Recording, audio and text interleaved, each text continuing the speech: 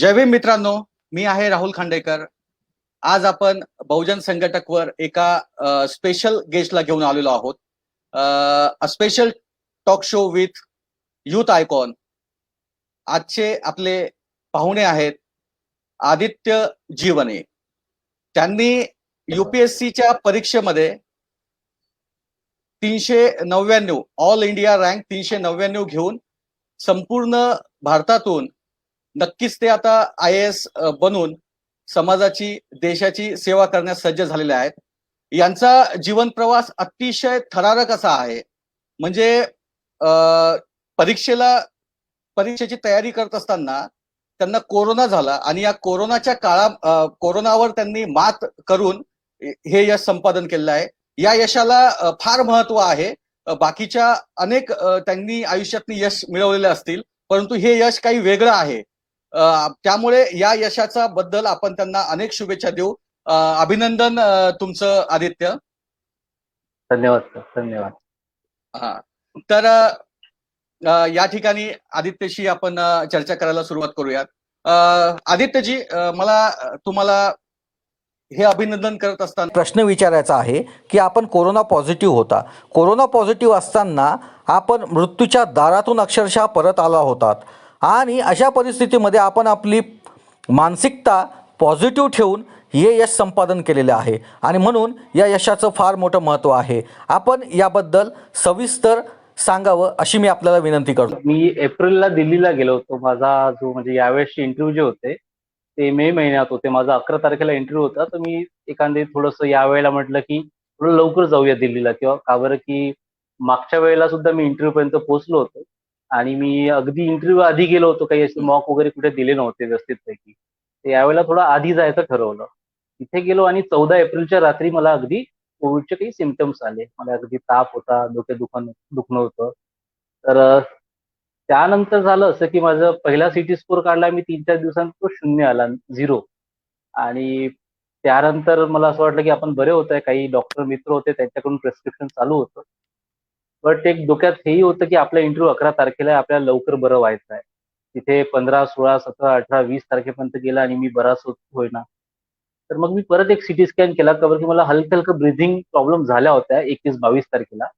आणि तरी माझी प्रकृती अशी होती की मी खूप नाजूक झालो होतो, कुठे हालून जाऊ नव्हतो शकत, एकटा होतो. माझ्या मित्राला सुद्धा सिव्हिअर कोविड झाला होता माझ्यासारखा. तर मग 23 तारखेच्या सिटी स्कोरला एप्रिलमध्ये माझा स्कोर होता सर 18. ती परिस्थिती अशी होती की मी ज्या डॉक्टरला कन्सल्ट करत होतो त्यांनी मला म्हटलं की आदित्य, तुला ऍडमिट व्हावं लागेल आणि नाही झाला तर खूप कॉम्प्लिकेशन होऊ शकतील. त्याचा अर्थ की तुझी डेथ पण होऊ शकते. तर तो एकदम ट्रिगर पॉइंट होता की आता आपल्याला काहीतरी करावं लागेल. तर मी या परीक्षेची तयारी करताना काही चांगल्या ग्रुपच्या याच्यात आलो होतो. म्हणजे व्हॉट्सअप ग्रुप असतात, महेश भागवत सर म्हणून आहेत, त्यांचा एक व्हॉट्सअप ग्रुप आहे जिथे सर्व काही अधिकारी वर्ग आहे आणि काही महाराष्ट्रातली मुलं आहे. तर तो ग्रुप होता, त्याच्यात मी टाकलं की सर मी दिल्लीला आहे, आजची तारीख 23 एप्रिल आहे आणि माझा स्कोर 18चा आहे, मला त्वरित मदत पाहिजे आहे, मला बेड पाहिजे, ऍडमिशन पाहिजे एक हॉस्पिटलमध्ये चांगल्या. तर माझ्या योगाला त्या ग्रुपवरचे सर्व अधिकारी एवढ्या उत्साहाने माझ्या पाठीशी उभे राहिले की त्यांनी आपल्या ओळख पाळख करून तिथे माझ्या एरियालाच एसीपी होते स्वागत पाटील सर, हे मिरजचे आहेत, त्यांना त्यांची पोलीसची टीम घेऊन काही अँब्युलन्स घेऊन माझ्या रूमवर पाठवलं आणि मला त्वरित अवघ्या 3 तासात मला ज्या रात्री की दिल्लीच्या सर्वात हायएस्ट केसेस होत्या, कुणाला कुठेच बेड नव्हता मिळत, रस्त्यावर लोक मरून राहिली होती, अशा परिस्थितीत मला ऍडमिशन मिळालं हॉस्पिटलला आणि त्यानंतर माझं ट्रीटमेंट सुरू झालं. तर अतिशय कठीण स्थिती होती, का बरं की आई बाबा घरी एकटे होते, इकडे मी तिथे एकटा होतो, माझ्या मदतीला कोणीच नव्हतं. आणि ते झाल्यानंतर मी मे महिन्यात डिस्चार्ज झालो, मेच्या स्टार्टिंगच्या आठवड्यात, आणि मी परतलो महाराष्ट्रात माझ्या गावी वरोरा चंद्रपूर इथे. आणि 1 महिना मला परत त्याचे खूप वेदना फेस कराव्या लागल्या, का बरं की लंग्सची कॅपॅसिटी खूप कमी झाली होती, बोलतानाही दम लागायचा, बरेचसे काही सिम्पटम्स होते. त्या 1 महिन्यानंतर परत शेड्यूल आला की तुमचा आता पुढचा इंटरव्ह्यू 17 ऑगस्टला आहे. तर पूर्ण तयारी परत जोराने शून्यापासून सुरू करावी लागली, का बरं की ते 2 महिने मी काहीच वाचलं नव्हतं, सर्व काही जे काही डोक्यात होतं ते सुद्धा आठवणीत नव्हतं. तर असं आहे की सर, मी माझा मृत्यू माझ्या समोर बघितला होता. हॉस्पिटलचे ते 8 दिवस माझ्या डोळ्यासमोर दररोज मृत्यू होता. त्यांनी इतकं फिअरलेस बनलो होतो की कुठलेही निगेटिव्ह थॉट्स डोक्यात येत नव्हते. आणि त्याचमुळे असं वाटतं की माझी इंटरव्ह्यूची प्रिपरेशन चांगली होती. मार्क्स कदाचित तितके चांगले आले नाही, जितकी प्रिपरेशन होती आणि जितका इंटरव्ह्यू चांगला गेला.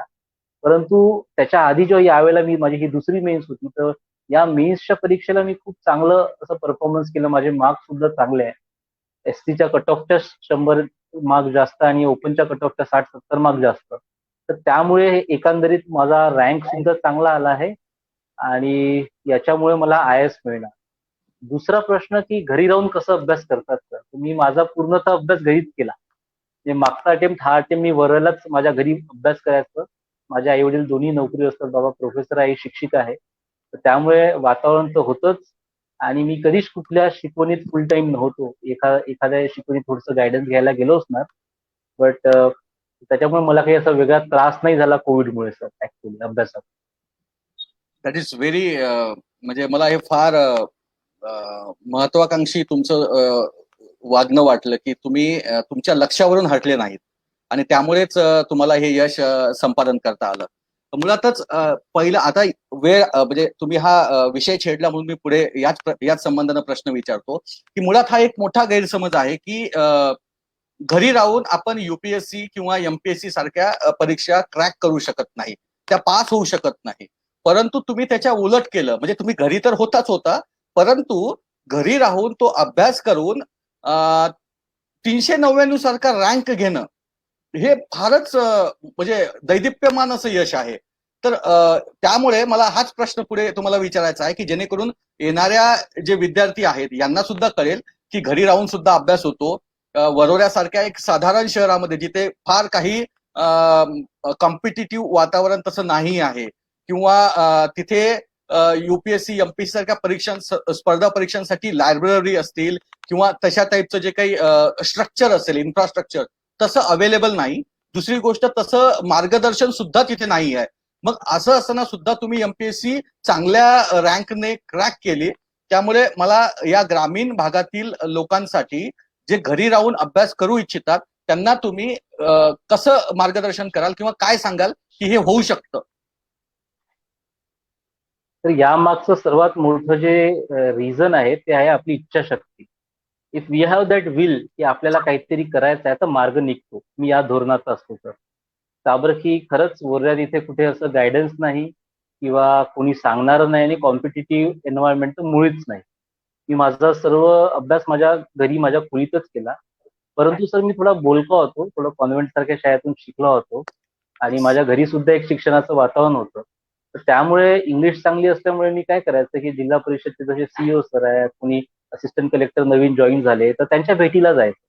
काहीतरी एक कारण घेऊन ओके. फेसबुक थ्रू कॉन्टॅक्ट करून मी त्यांच्या भेटीला जायचं. आणि माझं लक की बाकी पोरांना नाही, पण मला ते होकार द्यायचे.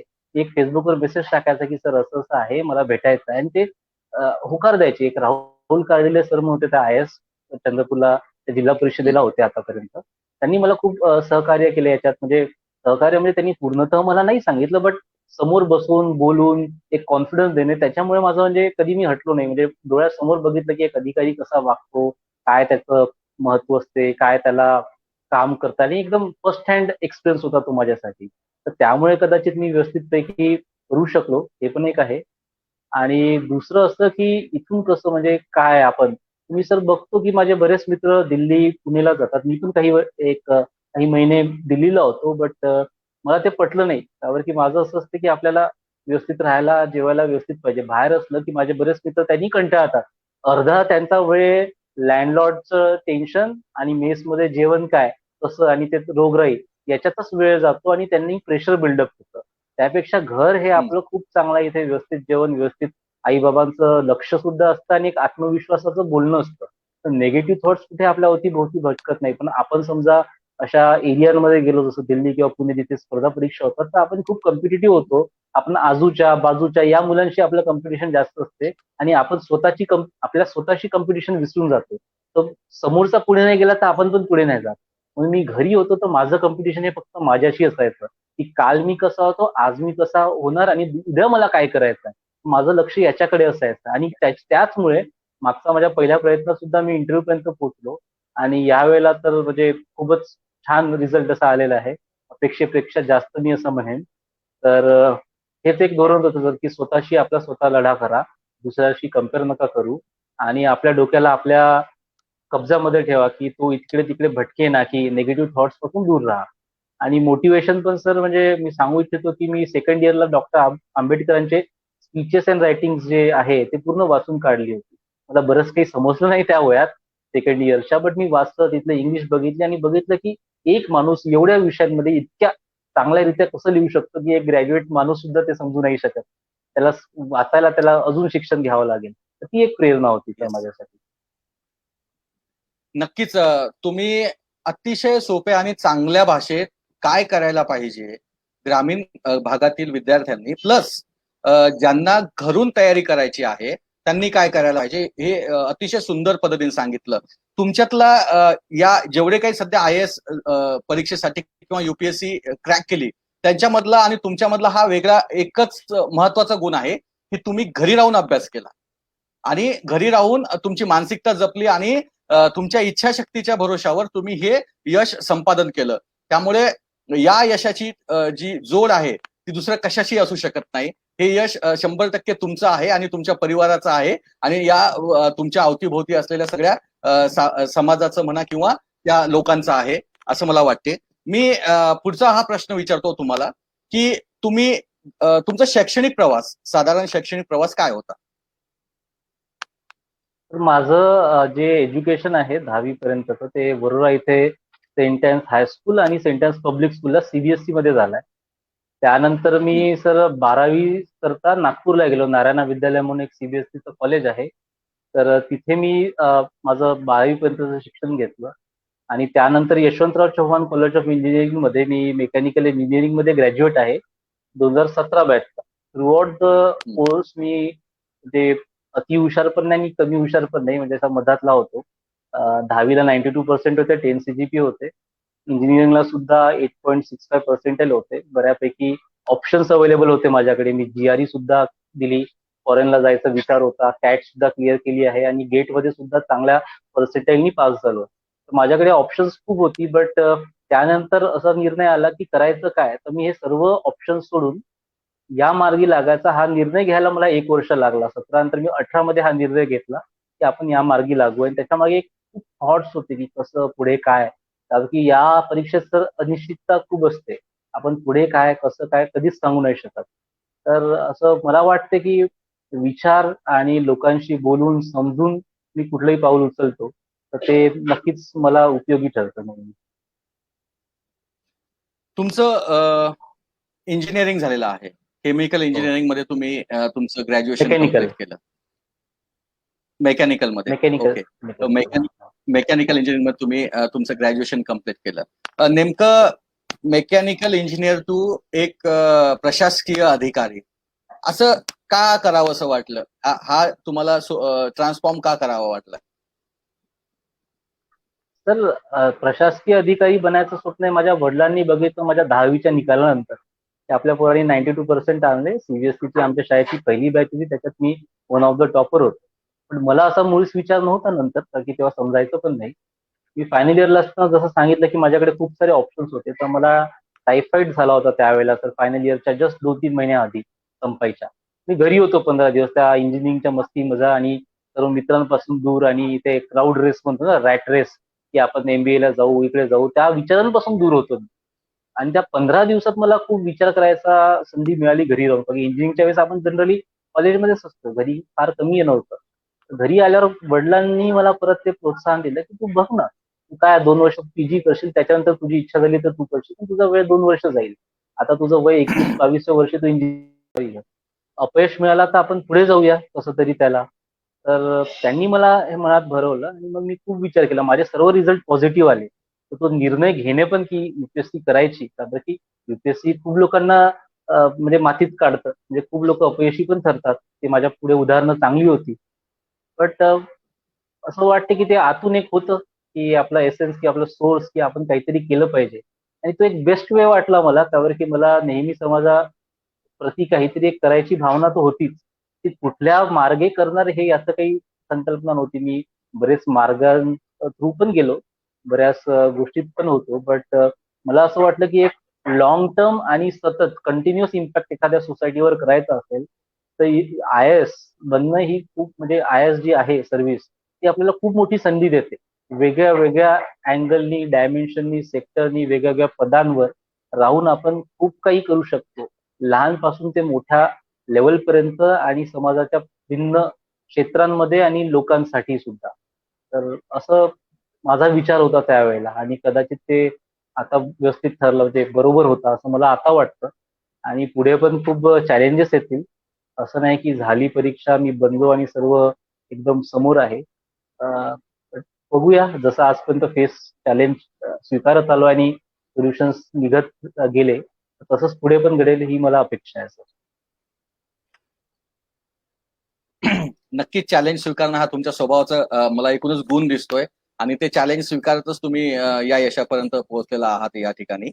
अ, पुढचा जो माझा जो तुम्हाला एक महत्वाचा याच अंगाने असा प्रश्न आहे की तुम्ही आता सगळ्या ह्या गोष्टी मला सांगितल्या की तुमच्या समाजाप्रती असलेल्या भावना असतील किंवा प्रश्न असतील किंवा IAS होऊन आपण काय काय करू शकतो हे तुम्ही एकूण मला सांगितलं. की माझा हा प्रश्न असाच आहे पुढचा, की एकूणच समाजामध्ये तुम्हाला कोणते कोणते चॅलेंजेस वाटतात, म्हणजे काय काय प्रश्न आहेत समाजाचे, आणि ते आपण सोडवू शकतो काय IAS या पदावर राहून, किंवा अ, एकूणच या प्रश्नांवर तुम्ही कसे बघता किंवा त्याला कसं चॅलेंज कराल, हा एक प्रश्न. आणि त्याच्यासोबतच काही IAS अधिकारी ज्यांचा तुम्ही आदर्श ठेवता, IAS अधिकारी स्पेशली सध्याचे, प्लीज.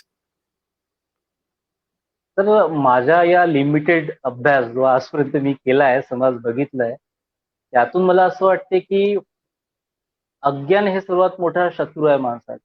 म्हणजे त्याला सपोज त्या माणसाचं पोटेन्शियल आहे, पण त्याला मार्ग नसेल, त्याच्याकडे नॉलेज नसेल की पुढे काय, दृष्टिकोन ज्याला आपण म्हणतो, एक पर्स्पेक्टिव्ह, तो नसेल, तर त्याचा जो पोटेन्शियल आहे तो वाया जातो. माझ्याकडे सपोज मी कितीही हुशार असतो, काय असतो, पण माझ्याकडे तो पर्स्पेक्टिव्ह नसता की ही परीक्षा कशी पास करायची किंवा पुढे कसं शिक्षण घ्यायचं, तर आपण पुढे जात नाही साहजिकपणे. तर याच्यासाठी मी IAS झाल्यावर बऱ्याचदा लोकांशी संपर्कात येऊन एज्युकेशन क्षेत्रात तर चांगलं काम करेन, पण जे वंचित आहे किंवा आपण जे म्हणतो जे मार्जिनलाइज्ड आहे, जे एक्सक्लुडेड आहे, गव्हर्नमेंट स्कीम्स बेनिफिशियरीज जसं असतात, जसं वुमेन समाज आहे किंवा जो बाकीच्या सर्व म्हणजे फायनान्शियली वीक किंवा सोशली एक्सक्लुडेड समाज आहे, त्यांना पण कसं आणता येईल. का बरं की डॉक्टर आंबेडकर म्हणायचे की आपण जरी पॉलिटिकल डेमोक्रेसी आणली किंवा इकॉनॉमिक डेमोक्रेसी आणली, पण आपली जर सोशल डेमोक्रेसी स्ट्रॉंग नाही आहे, तर ती सोशल डेमोक्रेसी आपल्या पॉलिटिकल आणि इकॉनॉमिक डेमोक्रेसीला उद्ध्वस्त करून टाकेल. तर एका IAS अधिकाऱ्याचं किंवा कुठल्याही समाजातील उच्च पदावर असलेल्या माणसाचं काम असायला पाहिजे की या तिन्ही डेमोक्रेसीचा जो म्हणणं होतं आंबेडकरांचं, याला मजबूत बनवायचं आहे. तर पॉलिटिकली आपण मजबूत बनत आहोत, तिकडे पॉलिटिशियन्स काम करतात, लीडर्स काम करतात, इकॉनॉमिक सिस्टम्स मध्ये सुद्धा ब्युरोक्रेसी, गव्हर्नमेंट सर्व एकजुटतेने काम करते. आपण पण उद्योजक जे कोणी असतात ते सर्व मिळून त्याला सहभाग करतात, आणि सोशल सेक्टरात सुद्धा NGOज असतात, काय असतात. तर या सर्वांना एकजूट ठेवूनच आपण एक चांगला भारत घडवू शकतो, असं मला वाटतंय सर. अगदीच आणि आदर्श अगदीच बरोबर. आणि आदर्श yes, sir. आणि आदर्श IAS अधिकारी असा एक कुणी नव्हतं सर. बरेच आदर्श होते. का बरं की प्रत्येक माणसाकडे सर्व काही बरोबर नसतं. प्रत्येकाचं कुठलं ना कुठलं कार्य त्या त्या वेळेला बरोबर असतं. तर मी बऱ्याच अधिकाऱ्यांचं काम बघितलं आहे. तेवढ्या डेप्थ मध्ये नसेल बघितलं, बट आहे. मला मला वाचण्याची आवड आहे. माझ्या मागे बघू शकता की तिथे बरीचशी पुस्तकं आहेत, ती मी तुम्हाला दाखवतो. येस. मला येस. वाचण्याची आवड आहे आणि मी आधीपासूनच वाचण्यात इंटरेस्ट आहे, आणि मी नेहमी सोशल मीडियावर ऍक्टिव्ह असतो सर. Facebook, WhatsApp, Instagram. कारण की त्याच्यावर लोक वर्ध्यासारख्या ठिकाणी राहून मला असे एक्सपिरियन्स कुठून मिळणार. ते युट्यूब आणि फेसबुक सर्वात बेस्ट एक्सपिरियन्स देतात आपल्याला. लोक तिथे तिथे आपण इंटरॅक्शन केलं त्यांच्याशी, तर ते पण एक्साइटेड असतात आपल्या सांगायचं. फक्त एवढं की आपण व्यवस्थित विचारावं, त्यांना आदराने बोलावं, तर ते रिस्पॉन्सिव्ह असतात. असा माझा एक्सपिरियन्स होता.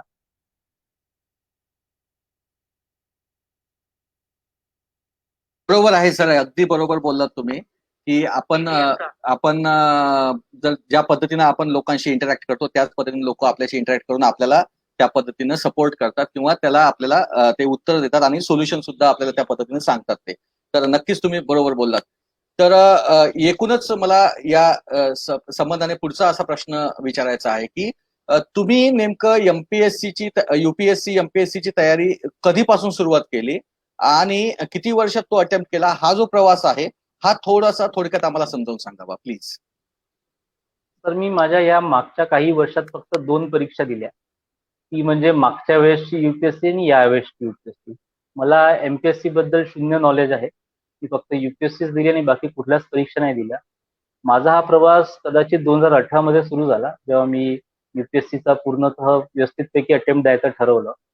आणि त्याच्यात मी बरीच पुस्तकं वाचून काढली, बऱ्याच मिस्टेक्स केल्या सर, खूप चुक्या झाल्या. पण त्याच्यातूनच मग मार्ग निघतो की आपल्याला मग खूप अलर्ट असतं माइंड की यार कुठल्या मिस्टेक्स होतात.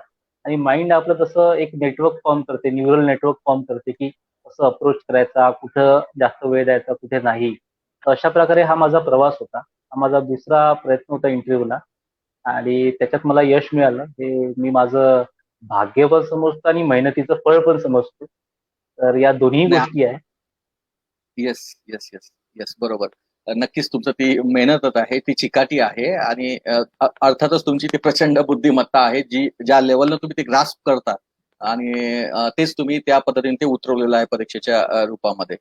तर तुमचा जो युपीएससीचा जो स्पेशलाइज सब्जेक्ट होता तो जो कोणता होता, सोशॉलॉजी होता. तर सोशॉलॉजी तुम्ही का निवडला, कसा निवडला आणि तो बाकीच्या विद्यार्थ्यांनी हे सब्जेक्ट कसे निवडावे? कारण इथे बरीच गोची होते लोकांची. एक तर आपण ज्या तुमचं इंजिनिअरिंग झालेलं आहे, इंजिनिअरिंग मधून परत तुम्ही आर्ट क्षेत्रातला हा सब्जेक्ट घेणे आणि तो निवडताना परफेक्टच निवडला गेला पाहिजे आणि त्यातूनच आपल्याला ती जे काही आपल्याला रँक घ्यायचा आहे त्या रँकला म्हणजे आपण जाऊ शकतो. तर हा विषय कसा निवडावा, त्याची तयारी कशी करावी आणि मग आपल्याला ते यश कसं संपादन करता येईल याबद्दल आपण काय सांगा? तर सोशॉलॉजी विषय निवडायला मला काही जास्त चॅलेंजेस आले नाही. त्यावर की मी फायनल इयरला असताना माझे काही मित्रांनी ठरवलं होतं की ते सोशॉलॉजीमध्ये एम ए करतील आणि पीएचडी करतील. तर त्यांचा त्यावेळेलाच अभ्यास सुरू झाला. तर मी त्यांच्यासोबत बसायचं, तर त्यांनी काय वाचतात, कुठला अभ्यास करतात, मी असंच बघत असायचं त्यांचं. बोलण्यात ते डिस्कशन्स मला आवडायचे, एकदम डेप्थ असायची त्या डिस्कशनला. मार्क्सचे थॉट किंवा आपलं डर्कहाइमचे थॉट्स किंवा जे सोशल ट्रान्सफॉर्मेशन आहे, सोशल चेंज आहे, हे कसं घडतं, किनशिप कसं असतं, ठीक आहे. या सर्व गोष्टींमध्ये मला म्हणजे इंटरेस्ट आला आणि मग जेव्हा युपीएससी करायचं ठरवलं, मी याचा सिलेबस बघितला. म्हटलं या गोष्टीत मला खरंच आवड आहे. मी दुसऱ्या ऑप्शनकडे वळलोच नाही मुळेच. तर मला ते कन्फ्युजन किंवा डिलेमा जो असतो ना की हे निवडू की हे निवडू, हा कधी आलाच नाही. सो म्हणजे माझं ठरलं होतं की माझ्या मित्रांनी त्याच्यात एम ए करतायत, ते त्यांना पीएचडी करायची होती, तर मी ते वाचून होतो आणि मला इंटरेस्ट पण होता म्हणून मी तो ऑप्शन घेतला.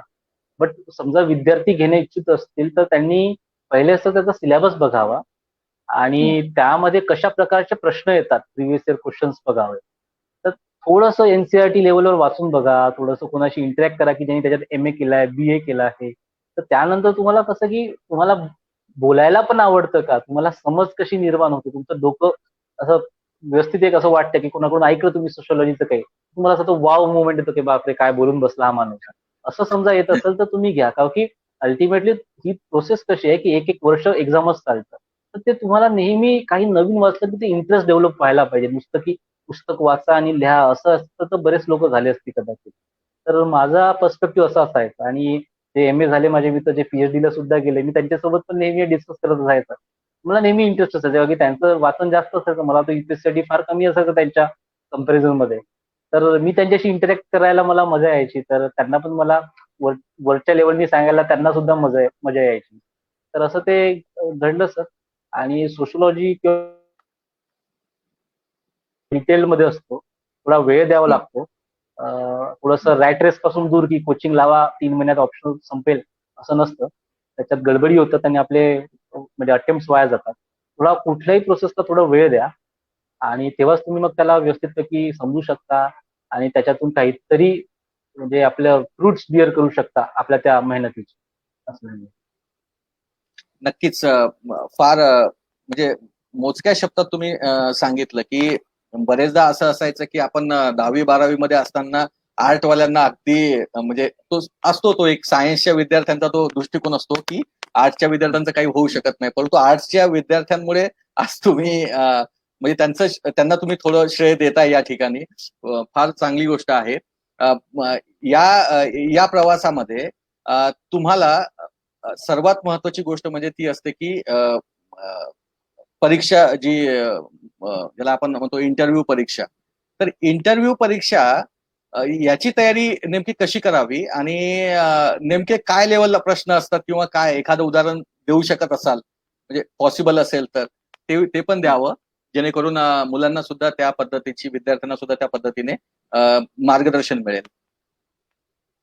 तर युपीएससी मध्ये इंटरव्ह्यूला म्हणतात पर्सनॅलिटी टेस्ट. ठीक आहे, ती तुमची पर्सनॅलिटी टेस्ट असते की तुम्ही कोण आहात, तुम्ही स्वतःला काय समजता आणि तुम्ही स्वतःला कसं पुढे नेण्याची शक्ती ठेवता. तर या सर्व बेसिसवर ते तुम्हाला अनालाइज करतात. पण बरेचदा असं होती नाही, म्हणणं सोपं आहे, बट ते फॅक्च्युअल क्वेश्चन्स कडे पण जातात बोर्ड, काही पण विचारतात. So Okay. त्याचा अभ्यास म्हणजे तुम्ही जे प्रिलिम्स मेन्सला वाचता तो तर आहेच, बट तुमचा स्वतःचा अभ्यास आहे. म्हणजे तुम्ही काय, तुम्ही कुठून आल्या, तुमची कसे फेस करता, कुठले पण चॅलेंजेस. जसं मी कोविड झाला होता सर मला, तर मला असं वाटतं की मी जेव्हा जेव्हा चॅलेंजेस येतात किंवा ऍडव्हर्सिटी येते, तर तेव्हा मी खूप चांगला परफॉर्म करतो. म्हणजे मी नॉर्मल स्थितीमध्ये पॅनिक करून जाईल, बट जेव्हा माझ्यापुढे खूप मोठं संकट असते किंवा ऍडव्हर्सिटी असते, तर मी अजून जास्त ताकदीने आणि एकाग्रताने फोकस त्याच्याकडे बघतो आणि त्याचा मार्ग अतिशय चांगल्यापणाने काढतो. म्हणजे त्या रात्री जेव्हा मला कोविडचा स्कोर आला, तर विचार करा की काय स्थिती असावी की दिल्लीला एकही बेड नाही. म्हणजे मी तर रडत बसायला पाहिजे किंवा खूपच सोडून द्यायला पाहिजे. तशा ह्याच्यात मी कम्युनिकेट करून राहिलो जेव्हा मला श्वासही घेता नव्हता येत. तर अशा ह्याच्यात मी माझ्या आई कोणी नसताना मी मोबाईलवर मेसेज टाकत होतो, जात होतो, हे करत होतो. तर ती शक्ती आहे, तीच मला वाटतं की युपीएससीच्या इंटरव्ह्यू मध्ये किंवा मेन्स मध्ये पण कामी येते. त्यापैकी त्यांनी काही प्रश्न विचारला आणि आपल्याला येत नसतात, तर आपण कसं आपल्याला शांत ठेवतो आणि विचार करतो आणि लगेच उत्तर देतो आणि एक्सेप्ट पण करतो की मला येत नाही. मला प्रश्न विचारला कुठला त्यांनी, मी वाचलेला होता. मी म्हटलं, तू आदित्य हे वाचलंय का? म्हणजे सर हो. ते म्हणते मग सांगू शकशील का? मी नाही सांगू शकलो का की तेवढ्या चांगल्या लेवलनी मला माहिती नव्हतं. मी म्हटलं सर मला नाही माहित. तर ते जे तुमचं ट्रुथफुलनेस असते ते सुद्धा तिथे दाखवायचं असतं. कारण की खोटी लोक किंवा ज्यांना खूप काहीतरी फेकायची सवय असते, असे लोक प्रशासनात चांगलं काम नाही करू शकत. प्रशासकीय अधिकारी याला सर्वांना सोबत घेऊन, सर्वांना त्यांचं क्रेडिट देऊन, सर्वांना मोटिवेट करत एक लिडरशिप रोल, एक मॅनेजर रोल साकार म्हणजे मॅनेजर रोलमध्ये कार्य करायचं असते. तर त्याकरता लोकांना सोबत घेऊन चालण्यासाठी जर आपली जी व्यक्तिमत्व आपण म्हणतो पर्सनॅलिटी जी असते ती अतिशय व्यवस्थित पाहिजे. आणि असं नाही की एक पर्सनॅलिटी आपली निश्चित असते, ती घडत असते. 1 वर्ष 2 वर्ष आपोआप ती घडत जाते. तर आपण जेवढं विचार करू आपल्याबद्दल तेवढी ती चांगल्यारीत्या घडते. चांगले पुस्तकं वाचू, चांगले विचार ऐकू, चांगल्या लोकांमध्ये राहू, चांगलं कार्य करू, छोटे मोठेच कार्य का नाही, कोणाची मदतच करू. त्याच्यातून जे आपल्याला समज येते, जे विजडम येते, तेच आपल्याला पुढे कामी पडतं. तसाच आपला पर्सनॅलिटीचा अभ्यास सुद्धा इंटरव्ह्यूचा. आणि बाकी सर्व तर आहेच, बाकी सर्व तर वाचावंच लागणार आहे, त्याला काही पर्यायच नाही. ठीक आहे. तर असं ते होतं सर. आणि मला युपीएससी इंटरव्ह्यू मध्ये बरेचसे प्रश्न विचारले होते. त्यातून काही असं म्हणजे मी टाकलं होतं, त्यातूनच आले बऱ्यापैकी. मला विचारलं की आदित्य तू लिहिलंयस की तू 10वीला व्हॉलीबॉलचा कॅप्टन होता, त्याच्यात काय उत्तम कार्य केलं? मी म्हटलं सर माझी पहिली बॅच होती, मी कॅप्टन होतो, मी एकही मॅच नाही जिंकलो सर. मी 10वी पर्यंत 3 वर्ष खेळलो, मी एकही मॅच नाही जिंकलो, मग काय केलं म्हणजे त्याच्यात उत्तम? सर मी माझी टीम घडवली. माझ्या शाळेची टीम काहीच नव्हती, पोरांना खेळता नाही यायचं, मी एका क्लबमध्ये जाऊन शिकलो आणि मी 10वी पर्यंत माझी टीम घडवली. आम्ही मॅच नाही जिंकलो, बट मी शाळेतून निघाल्यानंतर आता जेव्हा मला माहित मुलं मॅच तर जिंकतच आहे, बट स्टेट लेवलला, नॅशनल लेवलला व्हॉलीबॉलमध्ये रिप्रेझेंट करत आहे. तर ते माझं सर्वात मोठं म्हणजे काहीतरी मी घडवलं, एक लॉंग टर्म इम्पॅक्ट होतं. तर अशा टाईपची उत्तरं तुम्हाला द्यावं लागतात की हे म्हणजे मला विचार करावा लागला की यार तू ते होता तर त्यांनी काय बदल घडला असेल. तर अशा रीत्या ते एक व्यक्तिमत्व आपलं आपलं त्यांच्यापुढे मांडावं लागतं. क्या बात आहे. फारच सुंदर तुम्ही बोललात. तर मला म्हणजे आता तुम्ही व्हॉलीबॉलचा हा विषय घेतला म्हणून मला तुमचे छंद ऐकायला आवडेल. मला तर एक छंद तुमचा फार कळलेला आहे या पूर्ण प्रवासामध्ये की तुम्ही फार इंटरॅक्टिव्ह आहात, लोकांशी बोलता हा तुमचा फार छंद आहे, तुम्हाला लोकांशी बोलायला आवडते, कम्युनिकेशन करायला आवडतं, संवाद करायला आवडतात, चर्चा करायला आवडतात. हा तर तुमचा एक छंद मला इथं लक्षात आला. अजून काय काय तुमचे छंद आहे? वाचनाचा छंद तुम्ही आताच मला सांगितला. अजून काय काय छंद तुमचे आहेत की ज्यामुळे तुमचं एकूणच व्यक्तिमत्व हे घडत गेलं? तर मी एक थोडा क्युरियस माणूस आहे. मला कुठलंही काही असतं तर त्याच्यात थोडंसं नाक घालायला आवडते, काय आहे, कसं आहे आणि बघायला, शिकायला आवडतं. तर मी हं. खूप छंद लहानपणापासून केली आहेत. तर जसं मी म्युझिकमध्ये पण इंटरेस्ट होतो, गायनामध्ये इंटरेस्ट होतो. मी उत्तम कलाकार, चित्रकलाही करतो, पेंटिंगही करतो आणि खेळायची आवड आहे. आता सुद्धा बॅडमिंटन खेळतो. दररोज रिझल्टच्या आधी खेळायचं, आताही खेळतो. क्या बात. आणि मला सर पुस्तकं वाचायला जसं आवडतं मी सांगितलंय तसं वेगळ्या वेगळ्या याच्यात मला कुठलंही काही असलं तर शिकायचं आवडतं काही पण नवीन. मी मित्रांसोबत पण बोलतो. तर हेच माझे छंद आहे. एक कुठला छंद जास्त वेळ टिकत नाही, काही टिकतात सुद्धा. पण ते वेळ अनुरूप बदलत असतात. जशी वेळ तसा छंद. असं माझं धोरण आहे. तर कुठलं एक मी like I am jack of all trade and master of none अशासारखं माझं वर्णन असणार सर. नक्कीच, नक्कीच. आपण आता तुम्ही मास्टर आहात एका क्षेत्रातले. तुम्ही ते तुमची मास्टरी एका ठिकाणी सिद्ध केलेली आहे. एआय रँक 399 हा घेऊन. नक्कीच. तर मला फार इंटरेस्टिंग वाटलं तुमच्याशी बोलताना. मला पुढे जाताना एकूणच म्हणजे असा थोडंसं हलकं-फुलकं होत असताना मला तुमचं ऐकावं वाटेल एखादं गाणं तुमचं. नाही सर, मी आता तर नाही म्हणणार. आता मी वर्ष झाली गाणी नाही म्हटली आहे. बरं, बरं. म्हणजे सध्या थोडासा टच दूर राहिलेला दिसतोय मला या ठिकाणी तुमचा. ठीक आहे, हरकत नाही. म्हणजे शाळेच्या आपण वेळेला आपण प्रेयर वगैरे करायचो तर तेव्हा त्याच्यात इंटरेस्ट होता. शाळेला प्रेयर अरेंज करणं, हे करणं. त्यानंतर असा फारसा काही आला नाही त्याच्यात. पण मी कीबोर्ड वाजवतो, पियानो आपला जो असतो. एकूण तुम्हाला म्हणजे या पूर्ण याच्यामध्ये तुमचं एक व्यक्तिमत्व बघताना मला तुमच्यामधले लीडरशिप गुण फार प्रकर्षानं या ठिकाणी दिसतात. तुम्ही एक उत्कृष्ट लीडर आहात, उत्कृष्ट संवादक आहात, तुम्ही उत्कृष्ट कम्युनिकेटर आहातच, सोबत त्यासोबत एक उत्कृष्ट काउन्सिलर सुद्धा मला तुम्ही दिसता. तर एकूणच तुमचं हे व्यक्तिमत्व हे येणाऱ्या ज्या विद्यार्थ्यांना काय आपण म्हणजे त्यांनी युपीएससी एमपीएससी किंवा ऑल एक्झाम करताना इवन ते पण जाऊ द्या, लाईफ मध्ये वावरताना सुद्धा तुम्ही जे आता मला सांगितलं की ज्यावेळेस तुमच्यावर जास्त संकट असतात त्यावेळी तुम्ही अधिक निखरून येतात, म्हणजे हिऱ्याला पैलू पाडल्यानंतर ज्या प्रकारे तो चमकतो त्या प्रकारे तुमचं यश अधिक चांगल्या पद्धतीने चमकतं. तर मला हेच या ठिकाणी विचारायचं आहे तुम्हाला की तुम्ही एकूणच काय काय व्यक्तिमत्व आपल्यामध्ये असावेत जेणेकरून आपण आपलं एक असे यश संपादन करू शकतो, आणि नसेल तर ते कसे डेव्हलप करावे? तर मला असं वाटतं की सर्वात मोठं जे एका माणसाला अशा परीक्षा किंवा कुठल्याही क्षेत्रात व्यवस्थितपैकी वर्चस्व निर्माण करायला लागतं ते आहे की माणसानी स्वतःशी खरं राहायला पाहिजे. आपण लोकांशी खोटं बोलू शकतो पण स्वतःशी नाही बोलू शकत. तुम्ही लोकांना सांगाल की मी 10 तास अभ्यास करत होतो, पण तुम्हाला माहित असते की तुम्ही 1च तास अभ्यास केलेला आहे. आणि जेव्हा तुम्ही परीक्षेच्या त्या 2-3 तासामध्ये जाता तर तुमचं डोकं तुम्हाला सांगते की तुम्ही केलेलं नाहीये आणि त्याचमुळे तुम्ही तिथे फेल होता. तर आपल्या हम्म. कुठल्याही क्षेत्रात असंच असते की आपण व्यवस्थित नियोजन नाही करत. आपण खोटं बोलतो, लोकांना दिखावे करतो. याच्यात आपण स्वतःशीच खोटं होतो. लोकांशी तर खोटं असतोच, पण स्वतःशी पण खोटं होतो. तर हे आपल्याला खूप डेव्हलप करायची, म्हणजे स्पेशली विद्यार्थ्यांना, माझ्यासारख्या एजच्या त्यांना खूप गरज आहे. का की मी अवतीभोवती बघतो विद्यार्थ्यांना. तर खोटे हवाई सपने ज्याला आपण म्हणतो, हिंदीचा शब्द आहे. तर तसे न देता आपण स्वतःशी कंपेअर करून स्वतःचं काय चुकते त्याला एक्सेप्ट करून पुढे जाण्याचं शोधावं. आणि हे डेव्हलप करताना सर असं आहे की आपण छोट्या-छोट्या गोष्टीमध्ये हे करायला पाहिजे, की कसं आपण स्वतःशी खोटं न राहू. म्हणजे खूप फार छोट्या-छोट्या गोष्टी आहेत. नुसतं अभ्यासाच्याच नाही. कुठल्या पण की आपण जे प्रॉमिस केलं होतं त्याला निभवणे. जसं आता तुम्ही मला कॉल केला काही या वेळेपूर्वी, मी थोडं बिझी होतो. मी म्हटलं सर नाही, बट मी तुम्हाला वेळ दिला होता. की काही जे लोक मंडळी आले, म्हटलं तुम्ही थांबा, मला अर्धा 1 तास सरांना वेळ दिलाय. तर कदाचित मी नसता दिला तर ते माझ्या डोक्यामध्ये असतं. ठीक आहे. आणि ते कुठेतरी माझा कॉन्फिडन्स कमी केला असता त्या गोष्टीने, की मी जे बोलतो ते मी करत नाही.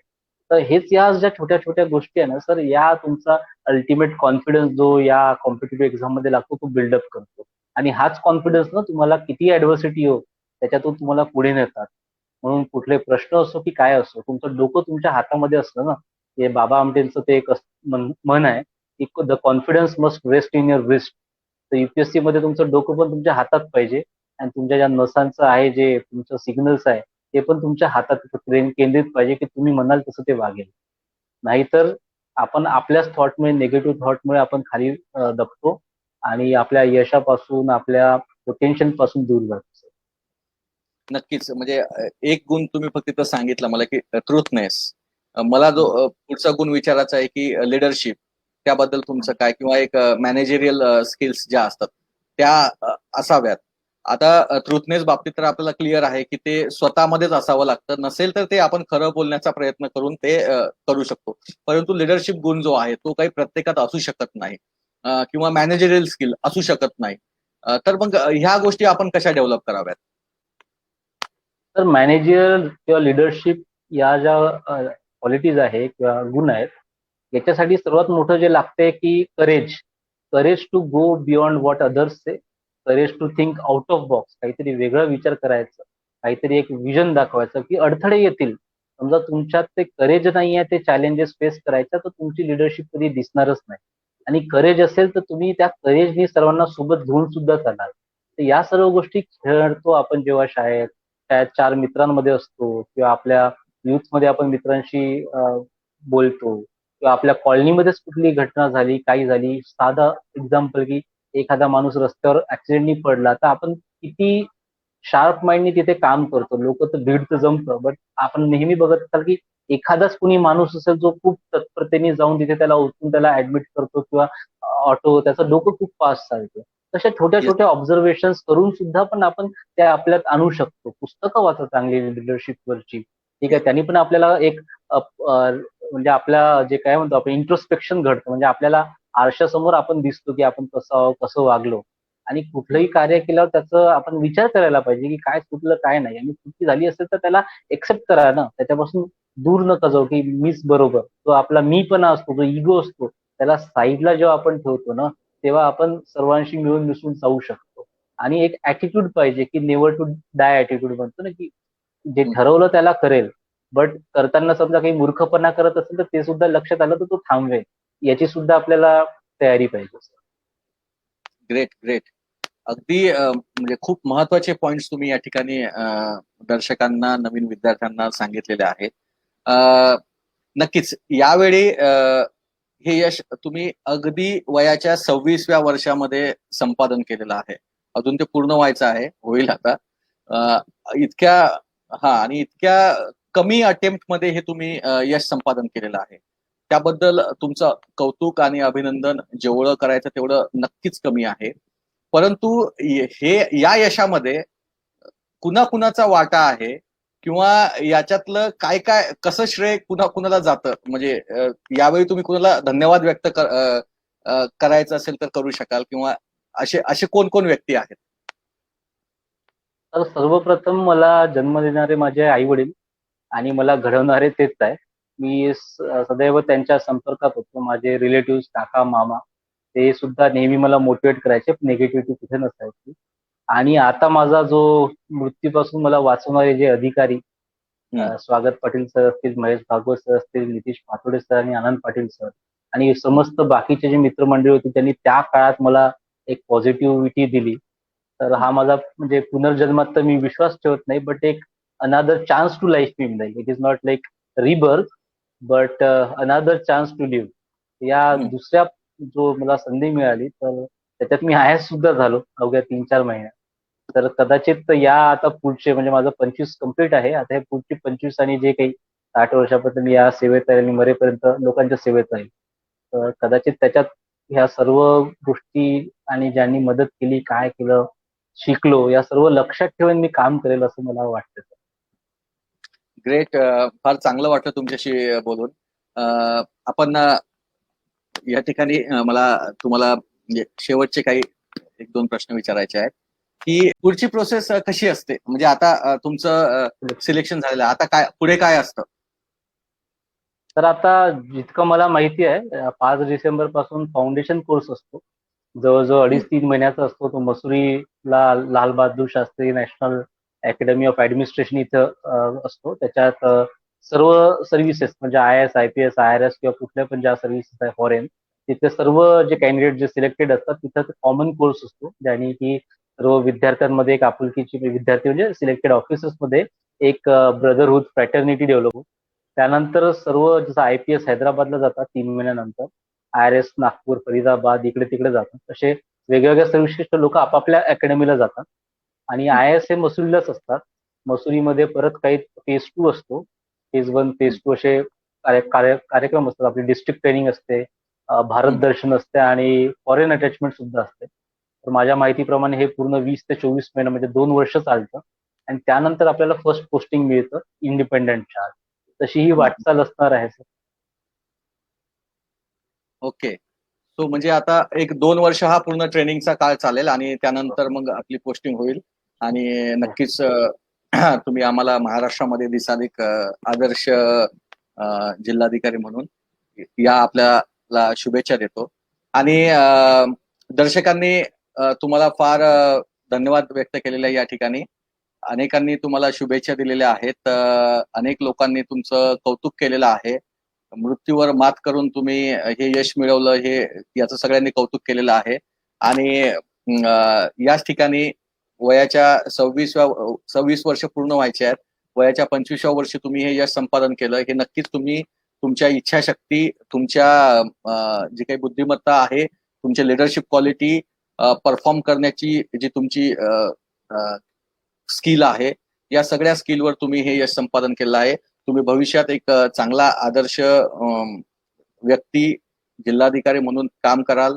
समाजाच्या प्रती, समाजातील प्रश्नांच्या प्रती तुम्ही नक्कीच त्यावर सोल्युशन द्याल आणि एक आदर्श जिल्हाधिकारी म्हणून पुढे याल, अशा आपणास शुभेच्छा देतो.